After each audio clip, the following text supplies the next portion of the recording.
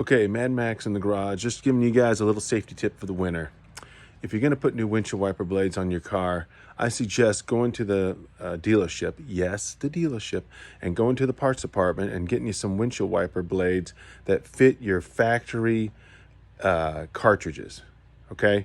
The cartridge is this. This is what came on my Honda factory right here.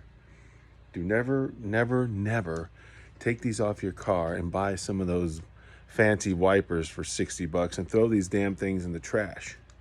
What you do is you just refill them with new blades from Honda. You get them right here. Look at that. Honda.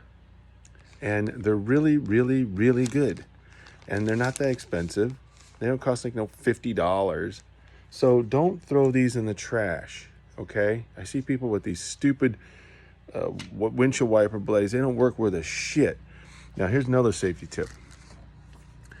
This is your end that it comes off of. Whatever you do, don't let go of it when you take it off. If you do, it will go like this and hit your windshield so hard it will break it. Yes. So what I do is I hang on to the little booger and lower it down while I'm working. I don't leave it up like a smartass. So, okay.